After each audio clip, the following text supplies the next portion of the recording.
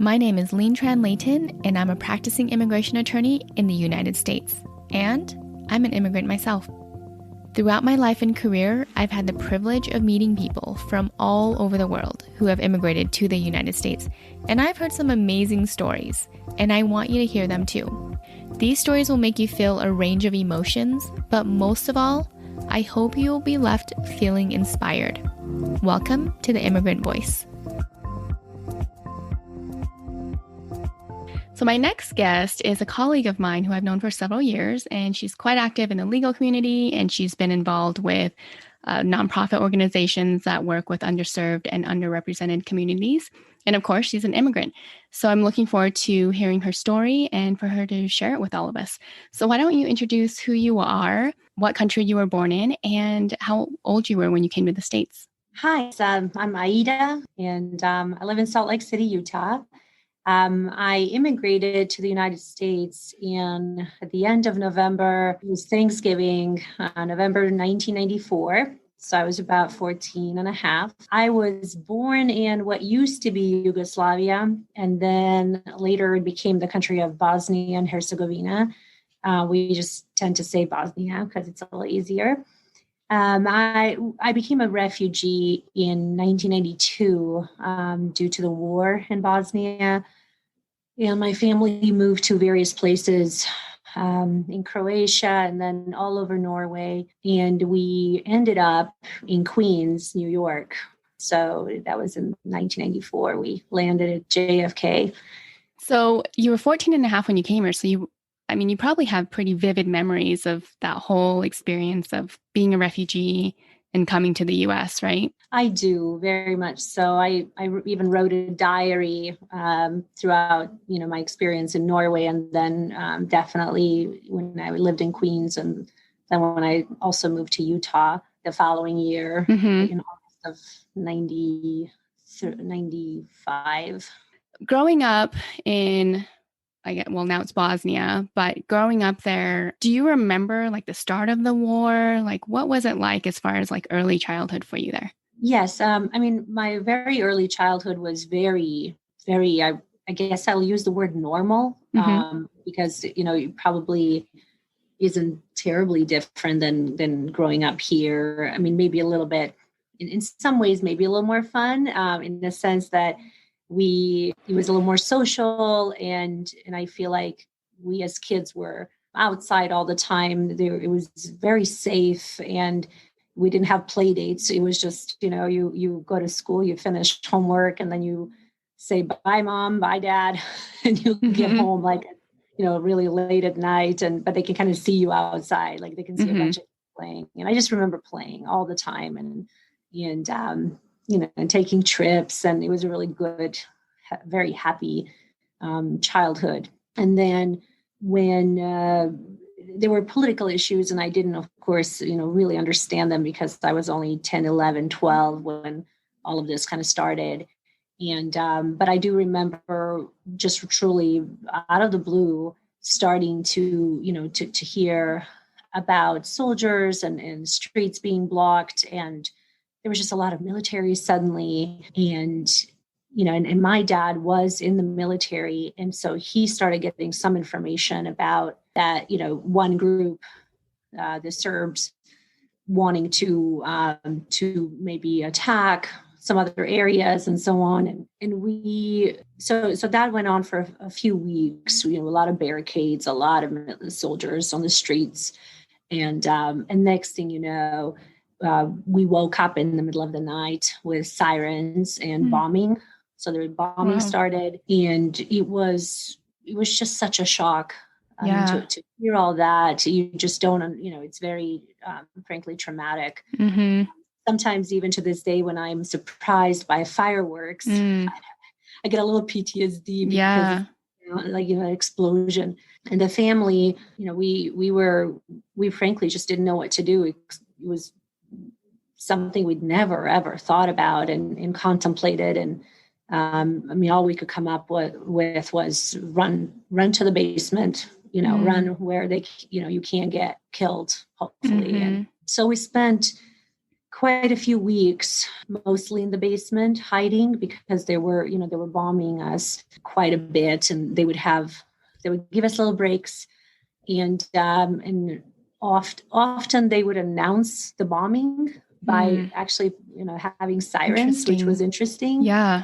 But sometimes they didn't. Sometimes they would just start bombing, and so it was very confusing, being 12 and then hearing about kids getting killed on the street, or when we weren't being bombed, we would walk out, try to get some fresh air, and then you would see the damage to the buildings, and somebody's part of the house would just be blown up. So it was hard. We didn't have electricity a lot of the time, and then of course we pretty quickly we ran out of all the food that we had, and we had really nowhere to go. We tried to go to the stores early on, but again, there was such a mess, and obviously there was a lot of panic. And so people would just break windows and get into the stores and help themselves. And we were usually too late. We would try to walk around and see if there anything left anywhere. And I'll tell you the experience with COVID this spring, where there were lines and lines of people or empty shelves. It brought back some of those memories. Yeah. Again, a little bit of that PTSD. I was like, oh my gosh, wow, I can't believe that there's this panic, in how far does the panic, where will it take these humans? Yeah. Because when you don't have food, you don't have water, you start thinking, oh my gosh, I have to fight for my family. And a lot of people, obviously, it would be criminal. They were doing criminal things like going to stores and stealing and taking stuff, helping themselves, or going into neighbors. Some people just would say, oh, there's nobody here, I'm going to go in and take everything from their pantry. You're just trying to survive. It was very interesting. And so we went through that, and at times things got a little better, and eventually there was a lot of humanitarian aid coming, and whether it was Red Cross or just different organizations from all over the world. And so we would get these little packages sometimes, and we'd have to stand in the line. And again, you're hoping that they're not going to start bombing while you're waiting to get, whether it's water or it was the way there wasn't that much food. So they would ask you, okay, how many people are in your family? And we had 4, and then they would give you like 4 scoops of something, salt, or 4 cups of flour. And so I just remember a lot of, standing in the line with my parents, or, by myself sometimes, or my grandpa and grandma trying to get food. The kind of a silly part was that one time we got airplanes dropping these packages, and I caught a few, and I brought them home, and they were American military packages. And I discovered peanut butter. I had never tasted peanut butter before. Yeah. Amazing. Peanut butter.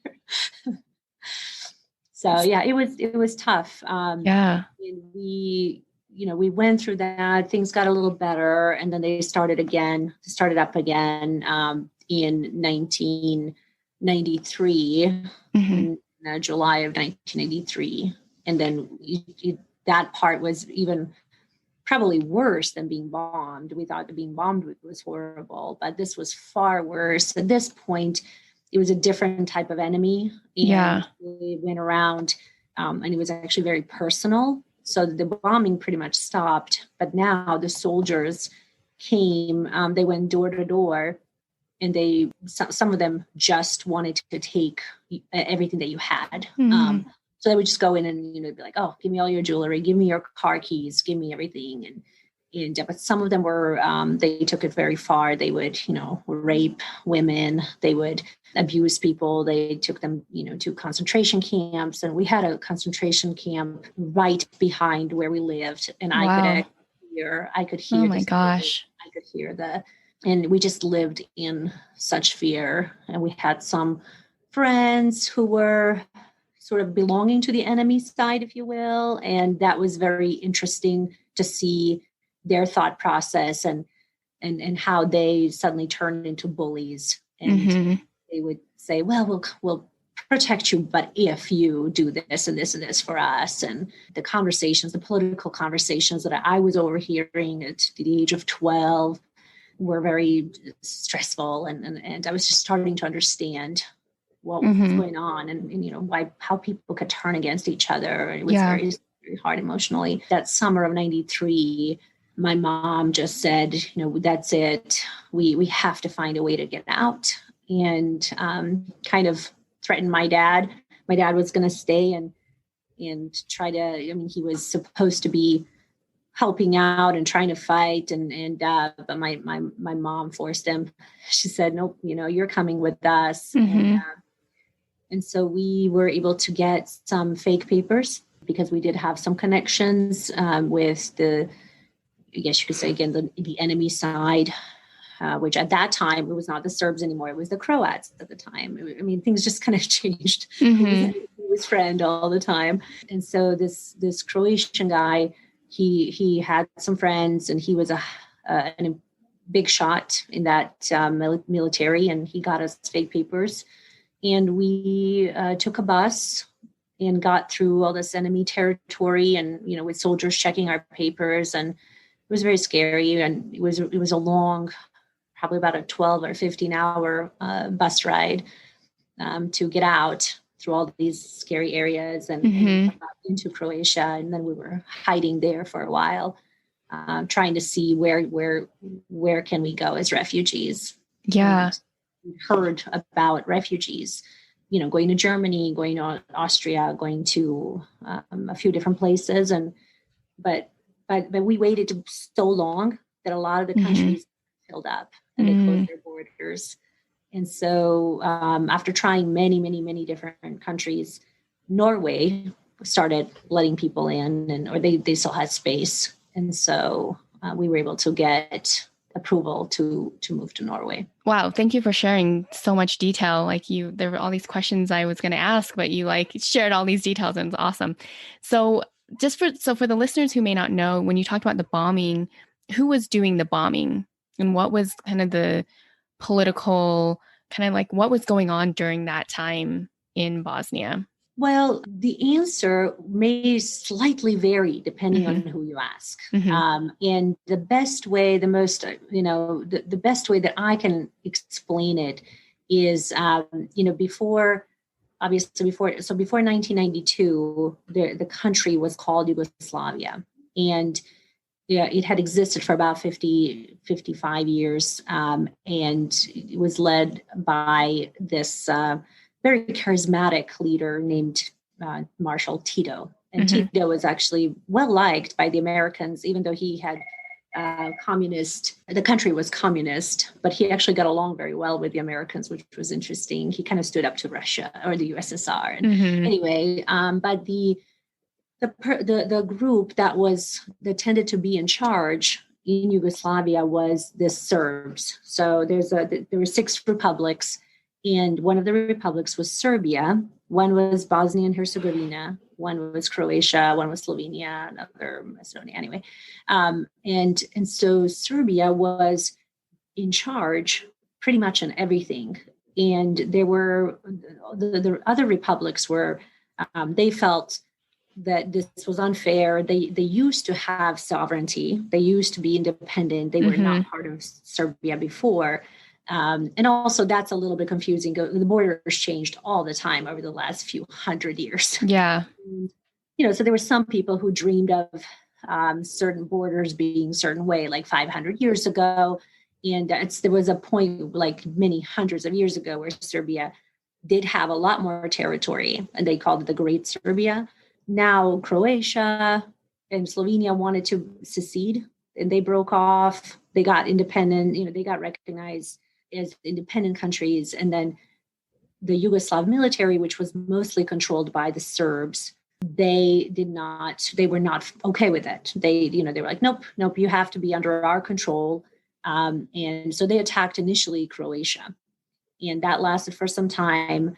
But then Bosnia said, okay, well, we want to secede too, and so once they declared their independence, that's when it was a technically Yugoslav army, but it was 99% the Serbs. And that's who initially attacked parts of Bosnia, tried to stop that secession, but also a lot of them had a dream of just actually converting that to Serbia.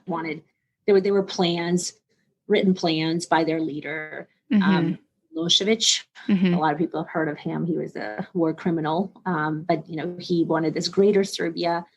And so the Serbs set up a lot of concentration camps all over Bosnia, and they were committing the ethnic cleansing. And but eventually it was interesting because the Croatian president Tudjman, he and Milosevic kind of got together, and there's evidence of this, but they got together and they actually sat down and they said, you know what, let's just divvy up Bosnia. Like, we're going to take the southern part and some other parts that are close to Croatia. And then you guys take the parts that were closer to Serbia, and we'll just divide that up. And so we lived in the part that was, there were more Croats, and it was right on the border with Croatia. So we got then, there was genocide. There was actually concentration camps set up by the Croats in the area where I lived. My husband comes from northern Bosnia, and that's where the Serbs were predominantly doing things. And then I lived in that area where the Croats were doing, at the end, most of that, the war crimes, committing war crimes. And I can, I'll tell you very briefly, but eventually when I was in law school, I did actually end up going to Bosnia with a lot of international lawyers and judges. Yeah. I participated in the war crimes prosecution against all these different groups. So I think we had about 10 teams that were dealing with Serbian concentration camps. And then we had maybe 3 teams that were dealing with the Croatian, or maybe 4 ones. And that was interesting for me. I did not want to work on those because that was too close. Right. I had lived there. I did not want to work on that one. I worked on the Serbian ones. But and then there was one that, because it was also in central Bosnia, there were Muslims. So Muslims were mostly abused around the country. But then there was this one little part of Bosnia where they were the big shots. They were the ones who were basically, doing bad things to Croats and to Serbs. So that was interesting too. And I thought that was really good that this international community was really looking everywhere.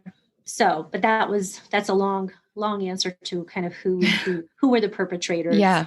Why did people have to move around so much? And what the ethnic cleansing and. Yeah, I bet that must have been, at 12 years old, it was around 12, right, when everything had started. Yes. You're still so young, and you're probably just wondering what is going on. And that probably, I'm assuming that matured you very quickly, those experiences. And you had to become really just very serious and very responsible. And parents, my parents were amazing, and they were, I just remember them being scared. Yeah. I remember them being confused and lost. And it just felt like I had to stand up. I had to do my part. I had to do anything I could, as if I was a grown up. What was it that you think helped you stay strong and pull through and cope really with everything that was going on around you? I'm not sure if it's anything, or if it's much more than just a basic instinct, that you're put in this position and you got to fight and you have to survive. And, it's a desire, it's a need to survive. And I think, with other traumas I've had in my life, I kind of noticed that the way I deal with it is I almost just try to be very practical going through it and just try to look for solutions and try to just keep going. And it's a very, I don't know, I don't know. I didn't have, I think I had some inspiration, from my parents, to be strong. I felt like I had a duty also to take care of them, to take care of my little sister. And I had read the Diary of Anne Frank before, and and that was something that was like interesting to me. It's like, what? You just, when I read that seemed so fictional, and okay, this is kind of similar. I don't know, maybe that has a little impact, but I always tell people, you just don't know what you're capable of until you're put into this situation, and you can emerge really surprisingly strong when you're put in this very precarious, difficult situation. Yeah. I can only imagine what a traumatic time that must have been for all of you. And with your parents, like during that time, were there recurring like conversations that they would have with you guys during that time? Like what we'll do if this happens or things like that? I think that I don't remember anything very specific other than just general warnings about, being safe, staying safe, don't go outside, things like that. And it was interesting. My parents really treated me like I was a lot older than I was. I mean, thinking back, it's fascinating. I was only 12, but my parents would ask me, what do you think? Should we move? Should we get out? I remember the conversations when we lived in Norway. It was a beautiful place. It was actually, they did such a great job with the refugees, and they gave us a house. We had a whole orchard, and the country. They trained the adults. They taught them Norwegian.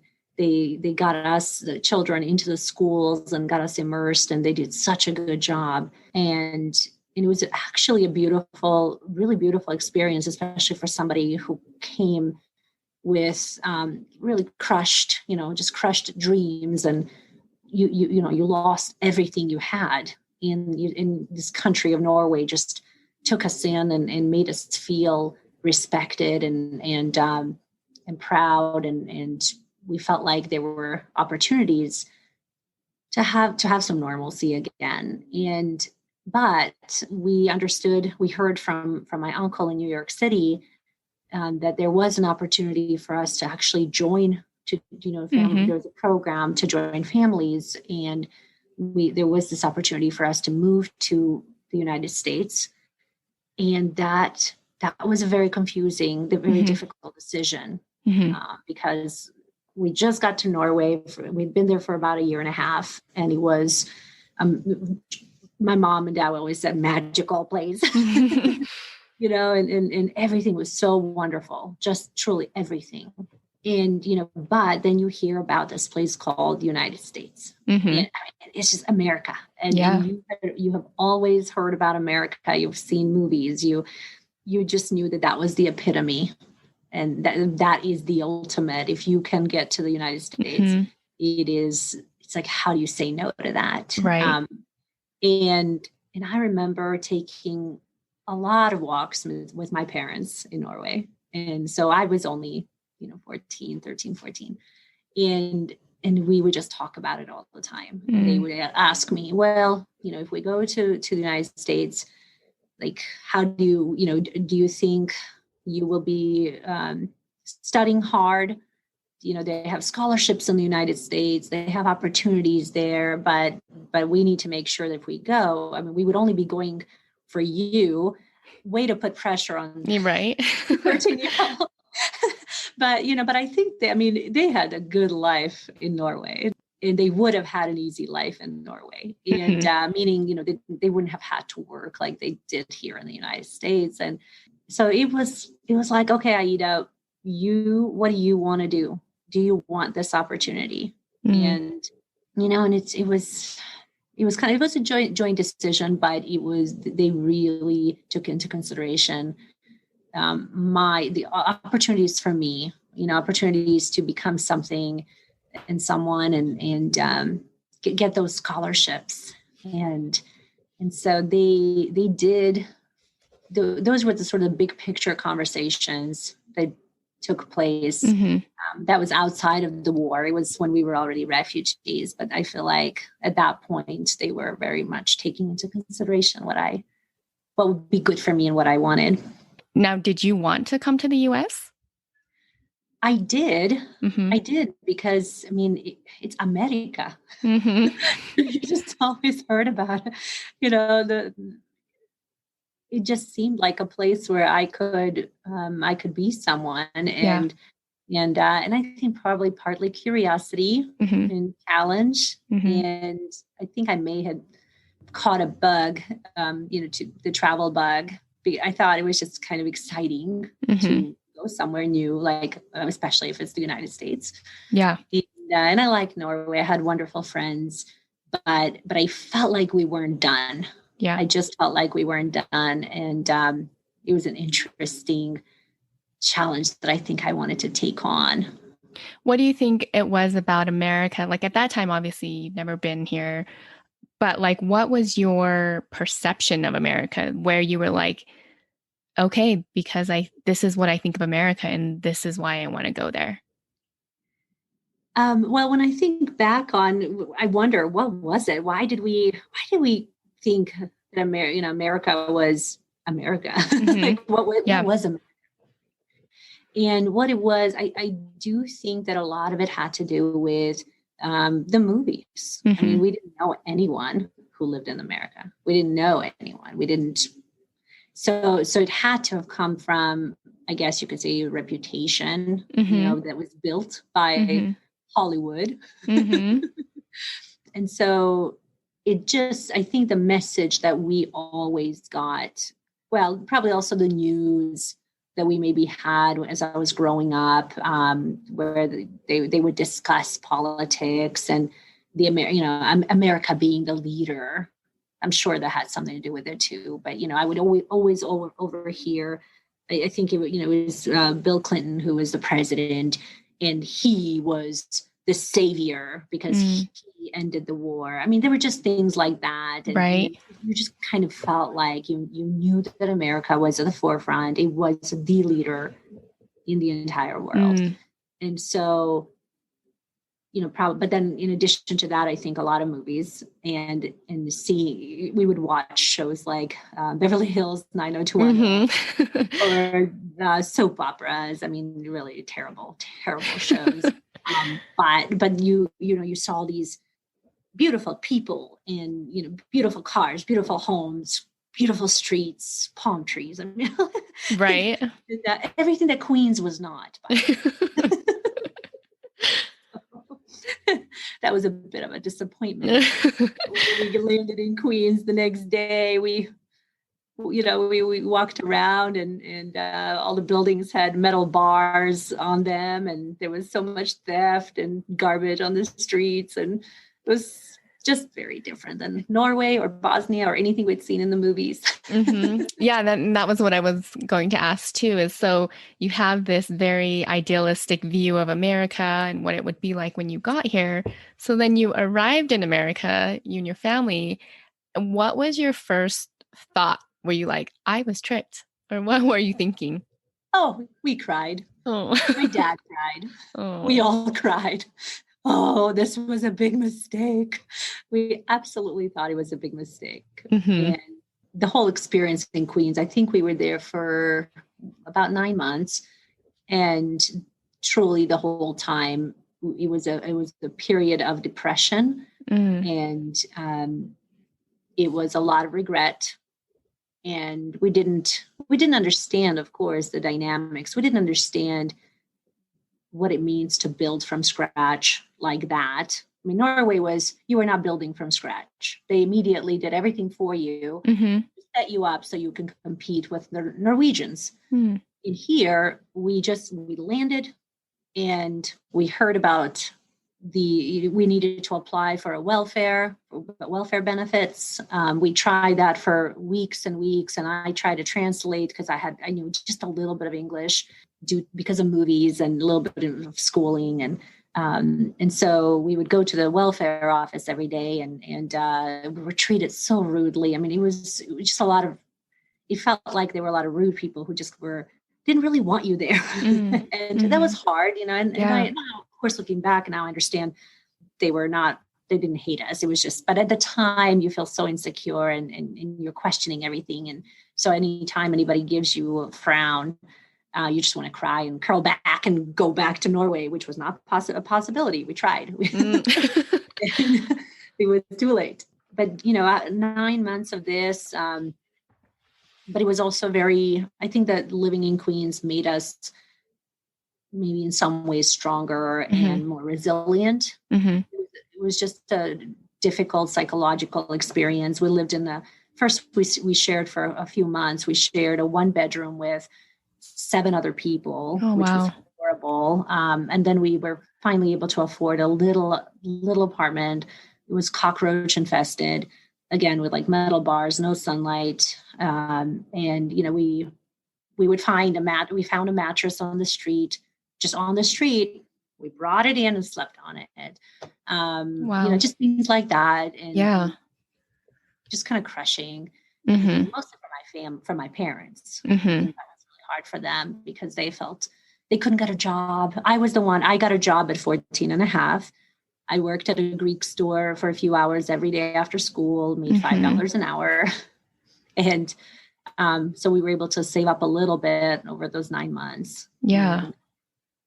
But, then we just looked for a way to get out of there anywhere. We just wanted to go somewhere out of Queens. And finally, thank goodness, we picked Utah. Where in Queens? You went to school, right? You and your sister started school. Yes. And what was that experience like for you guys? Was it tough? The school experience was not tough. That was probably the best part about it. It was a good school. I actually loved the school. It was very, very diverse. I had never been around people of color. Never. And my friends, they were just a few people, white, and I because I'm from Bosnia, like I'm white. There was like a Czech girl, a Slovakian girl, to a couple of Croatian girls. And then everybody else, it was just the most beautiful experience. And I actually fell in love with that. Mm-hmm. That was amazing. And then when I moved to Utah, that was depressing. It was just wonderful. I had friends from all over countries I'd never heard of. You just couldn't, it was just magical. So the school experience was amazing. I had such good quality teachers. Mm-hmm. I remember them by their names still, even though it was just a half a school year. Yeah. But they were so dedicated. What was really amazing, that whole period, I was very focused on school. And I just kept in my mind, I felt like I made a promise to my parents. If we move to the United States, then I have to be a good student. Because that was my ticket to scholarship, to a good job later on, and, a way to take care of them and take care of anyone we needed to take care of. And so I loved my school, loved my friends. It was just beautiful. It was a really amazing experience. Yeah. So that seemed to be kind of that's what got you through, I think, the tough times, right? During that period was school and your experience there. For sure. Yeah. Mm-hmm. I think the school was amazing, and it gave me that hope. It gave me motivation, and it felt like, okay, this is exactly what I'm supposed to be doing in the United States. And a lot of my classmates, they would talk about, high school. And we didn't know for sure. We thought maybe we would stay in Queens, but we thought we have to get out of here. But I was already thinking, okay, what if I go to high school here? Which high school should I go to? What's the good one?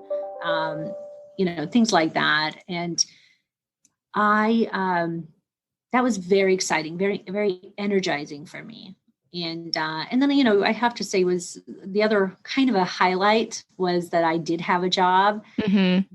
And I thought that was pretty neat. Going to work every day after school and earning some money and helping my parents. That I guess I felt I loved being useful to them. I loved doing something that was productive. Yeah.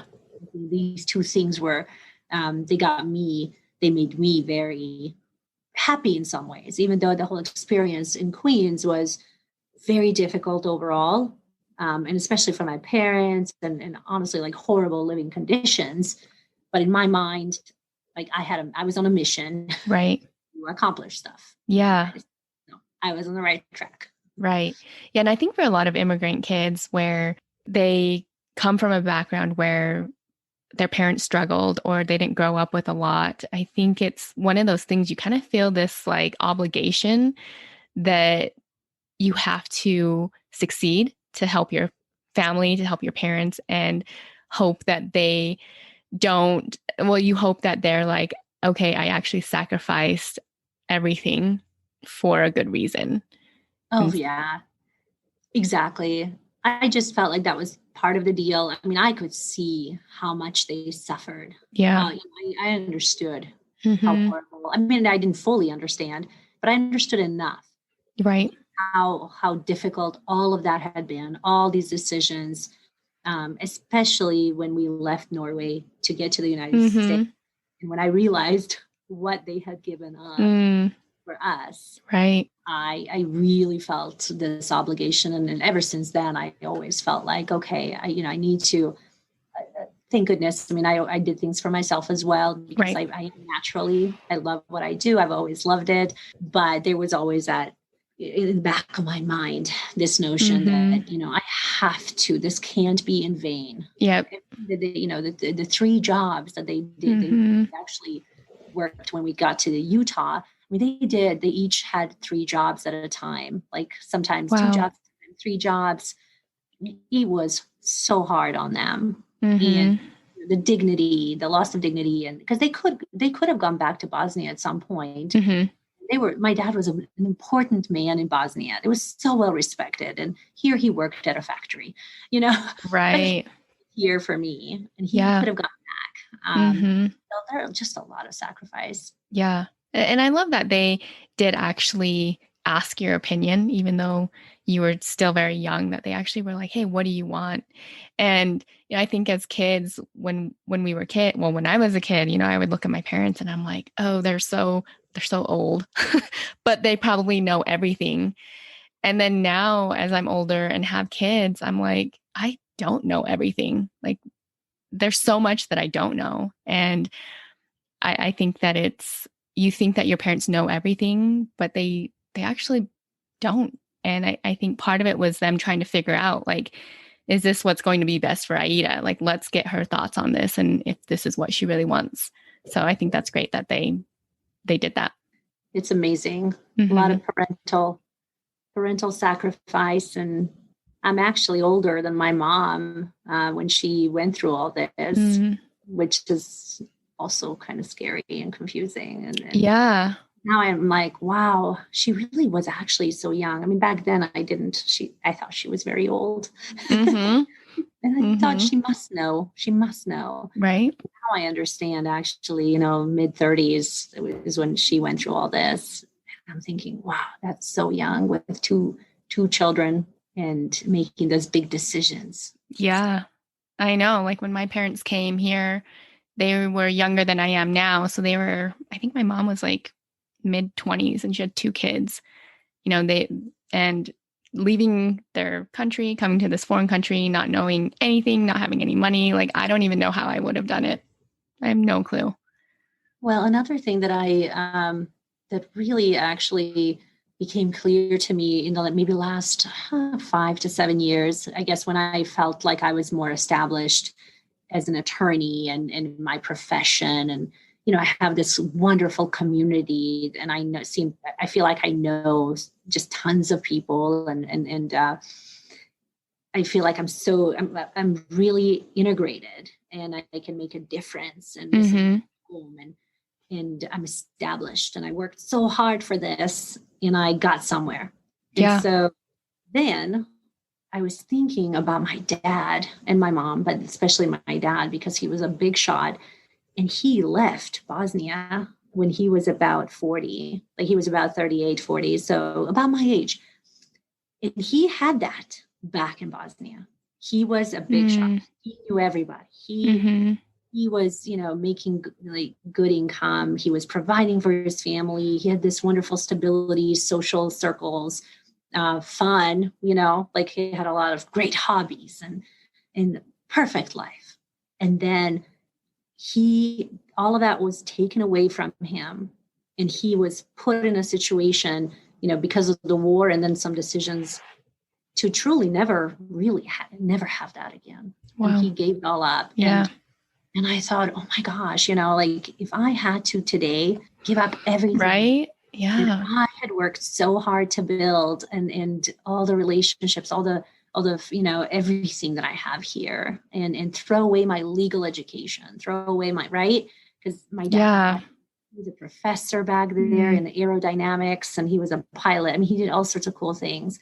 And here he worked at a factory. He delivered pizza. He, and he still smiled. He still was positive, but I just actually can't, when I think about truly how that must have been for him to say, wow, I've lost it all and I'm a nobody. And people would, and I know of instances where people did talk to him in a way like he's an idiot. Yeah. He doesn't know anything. He's worthless, and because he has an accent, and and I'm just thinking, oh, my dad is so much smarter than you. Yeah, I know, right? So much, yeah. But now he's in a different category in some people's minds, and then I thought, oh wow, if I had to go through that and start from scratch somewhere. And also be looked down on because I'm a refugee, and and too many people do look down on refugees, not just in the United States. I mean, everywhere. It's just that especially made me ache, for them. Yeah. Like kind of feeling like, wow, that must have been actually horrible. Yeah, but they did it for us. So exactly. Yeah, when you putting it into that perspective, I feel the same way. Like, I've done all this stuff, and then to just suddenly have to throw it all away for whatever reason, be uprooted and go to a different country and then work in a job that I would have, that I wouldn't have had to do in my home country, but because maybe it's the language or because I'm a foreigner that I couldn't do what I do here. So what do you think it was with your dad as far as like, what do you think the main thing was the language, that he wasn't able to do similar things here in the States?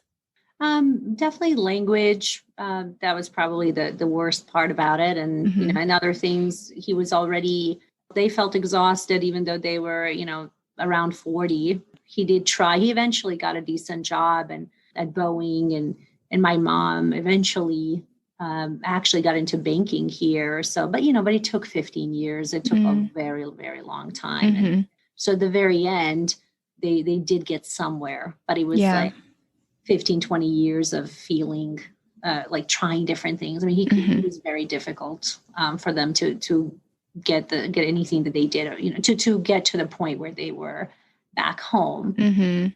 There's always a little bit of insecurity, right? And although they for the most part, they had a good experience, and people around were, of course, they were mostly actually very good, very kind to them. Yeah. But once in a while, my mom, she worked at a bank, and a customer would say, I don't want to talk to you. You don't speak English. And I said, no, I do speak English. It's a broken English, but I do. And so once in a while you would just have rude people, and right. And that would kind of, I always had to tell them like, oh, there are mean people everywhere, just ignore it. Like, it's their problem. It's not you. And right. It was hard. What brought your family to Utah? Just very random, frankly. I mean, we were trying to figure out a way to get out of Queens, and we connected with a couple of Bosnian families. One family had moved to Utah. They had lived in Queens, and they heard about Utah from yet another family. And so we got on the phone with them just to see, tell us about this place called Utah. We didn't know anything about it. And they said that it was just beautiful and the people were wonderful because they had lived in Queens. They knew the difference. And they said, everybody's so kind and you can get a job right away. And their ways, like they're supportive, the community is supportive, and they're nice to refugees. And so we considered Utah, and then we considered Tennessee, where we had a distant cousin, and she told my mom that there were cockroaches in Tennessee, and my mom was like, nope, no way. That's an easy one. So Utah had no cockroaches. That's at least what was reported to us. It was, kind of true. We haven't really seen it. So it was a very, there were some funny factors that went into it. And, my mom she said, oh, I remember learning in 8th grade in my geography class about Utah, and that there is a big body of salt water. It'll be just like the Adriatic Sea, because we grew up on the border and just went every day in the summer to swim in the Adriatic Sea. And so she said, oh, it'll be just like home. We can swim in Great Salt Lake. That wasn't really true. Just like some funny things like that. And, mostly the prospect of living in a place that was clean, safe, and had job opportunities. Of course, that was the main thing. But there were these little strange, funny things. Yeah.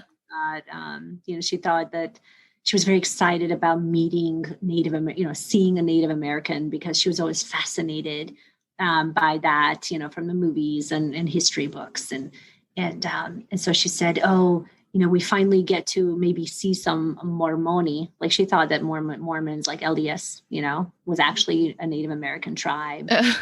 She just had, it was cute. Like she kind of knew, but not really everything. And, so we took a 3-day train ride from New York City to Salt Lake City. And that was in August of 95. And we got here with a few suitcases. That was really all we had. And it was truly the place for us. I mean, it was from day one. Here, no tears, like exuberant. Like we were so happy here. It was like a beautiful mixture of kind of like Norway, the beauty and safety and really kind people on the streets and but here you could also get really good, like you could get jobs, you could buy things. And, we were able to buy a $500 Buick. Because you needed a car here, you had to get around. That was exciting. And I was happy I contributed to that with my paycheck from the Greek store in Astoria, Queens. What was school like for you here? Because, at that time, it was not, Utah is still not as diverse as New York City. But what was it like here for you? Did you feel like you assimilated well here? Yeah. What was your experience? I would say maybe the first year and a half weren't that easy. And unlike Queens or even Norway, I felt like my high school, it took a while for me to start understanding the cliques, the dynamics, the cool kids, the cheerleaders. That was so weird. All of that was very strange. And so, but I think by the time I was finishing up 11th grade, I just mostly focused. I was such a nerd. I really just focused on school. Like I kind of observed all these dynamics between these kids and different factions. It was West High. It was a very interesting, it was probably the most diverse school that there was in Salt Lake City. So, so the friends that I had were kind of, some of them were international. It was international enough or diverse enough. But it took a while. And so I again, I just, I was like, I had my mission. I just had to get those good grades, Mm-hmm. get a scholarship, get to, go to college. That was it. I was just obsessed with that. But I did end up with a lot of really good high school friends. Mm-hmm. I would say mostly in my senior year is kind of when it all clicked, when I felt like I understood what was Mm-hmm. going on. And I found kindred spirits and, other kind of nerdy kids who were really interested in school, maybe didn't feel like they fit in a really 100%.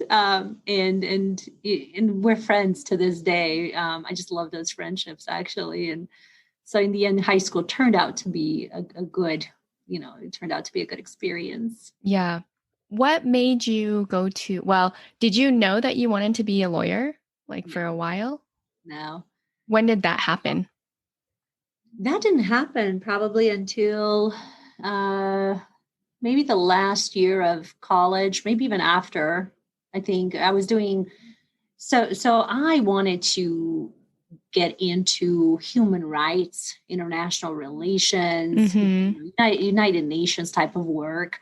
And of course, I'm sure that was very much influenced by the Right. fact that I went through the war. Yeah. I appreciated these international organizations and the help, the aid that they were providing. But I was also fascinated with the dynamics, the relationships between the countries and all of that. So I probably throughout high school, that became more crystallized in my mind. I Mm-hmm. really wanted to do international relations. So I went off to college in Pennsylvania, to Dickinson College, because they were very well respected in that area. And so I stayed there for a while, but it was a private school. It was too expensive. And I just was too worried. My family was too worried I had a scholarship, but it was still I had a very good scholarship, but for us, it was still a lot. Like I still had to Mm-hmm. come up with $5,000 a year. It was too much. Yeah.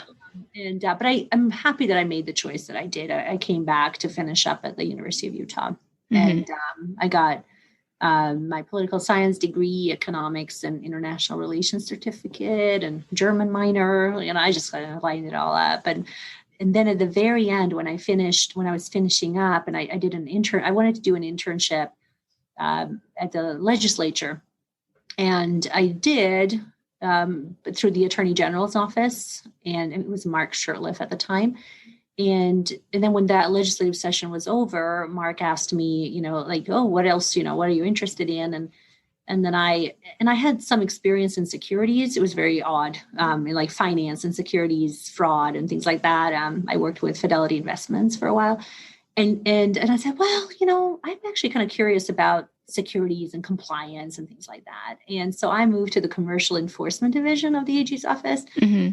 And that's where that interest sparked. I had this wonderful mentor. He was the director of the commercial enforcement division, Wayne Klein. He's an attorney now. He's a friend. But, at the time he was the boss. And he had me do these legal projects, and it was kind of fun. Like he exposed me Mm-hmm. to all these things, and then he said, have you ever thought about being a lawyer? And I thought, no, no, not at all. And next thing I somebody else encouraged me after that, and then next thing I'm contacting Wayne and saying, well, I'm gonna go to law school, so I need a recommendation letter. And I'm so glad that somebody brought that up, and because obviously it turned out to be a perfect profession for me. Yeah. Yeah. And I know like that you're very active in the legal community, and I feel like you do know so many people. I want to go back to when you went back to Bosnia to try those war crimes. I mean, what was that like for you? How did that feel? Like experience where you felt like, okay, I get to actually, serve some justice. Like, what was that like? I was very happy that that I actually was getting a degree that could be useful, Mm-hmm. even in the context of doing something for the country where I grew up. And Mm-hmm. I was thrilled to to be exposed to international law and to work with some of the most brilliant legal minds in the international community. As far as the issue of working with like justice, issues of justice, it was a very emotional. That was a bit emotional for me. Where I try to be neutral, I try to be objective, and I was happy that I could contribute. I was very happy that I could contribute, and so, but it was hard. I have to say, it kind of took a toll on me a little bit, on my husband, and I think after that experience, I thought, well, maybe this is just too close. Yeah. And so I didn't at that time pursue that any further. Yeah. So what would you say is your proudest accomplishment here? Oh, that's a good question. I think probably the fact that we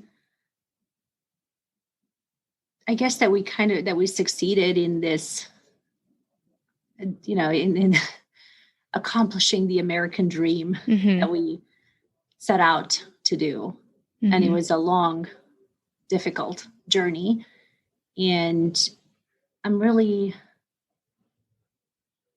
proud, I'm happy that, my mom, she passed away from cancer in 2008, but some of the last things that she said to me were that she was at peace. She felt like she brought us to a difficult place, and she was worried, and she was worried about how things would pan out, but she was very proud that we got. I was finishing up law school at the time, and she said that, okay, I feel like my work is done, and I'm so proud of you. And so, and my dad feels the same way. Yeah. I mean, you just knowing who you are and all the accomplishments you've done, I mean, you should be very proud, and you've done a lot for the legal community, and it's amazing everything that you have done. And what would you say is your favorite thing about America? I think what I love about America is that, despite obviously a lot of challenges and a lot of strange things that happen, in politics, and a lot of competing interests, a lot of differing opinions and values, and very different cultures. Somehow, I just feel like this country is about as stable as, it is the most amazing place. It's the place where we obviously sought refuge. We came for stability, for opportunities, and no matter how crazy the times, I just feel like this country, what I love about it is its endurance, and it's the system. I think the system works, and that, frankly, coming from a very unstable place, and also obviously reading and hearing about a lot of other places. I mean, this is a sort of a simplistic view, and I know that there could be a lot of disagreements and caveats, but I just still feel overall this is the place that is truly still the land of opportunities for people from anywhere. And I'm really happy about that. I mean, obviously there are challenges, and there's some discrimination, and and things like that, and that's been a big part of what I've been doing, and trying to promote this diversity and inclusion, but I still know, as I'm doing, I only do it because I want us to remain the best, and be the best that we can as a country. And I still think we're the best. There's a lot of work to be done, but I just feel like this is the best safest. Yeah. So I love that. Yeah. Well, thank you so much for sharing your story. I mean, we could probably talk for hours about everything that you've done and more about your story, but I just love how resilient you are. And I mean, you've been through so much, like so much. You've had so many, it's almost like all these different lives you've had in some sense, right?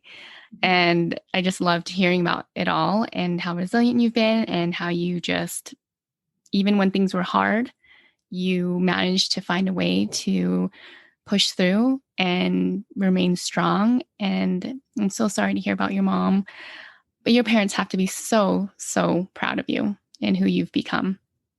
And it's amazing. So thank you so much for who you are and the contributions you make to our community.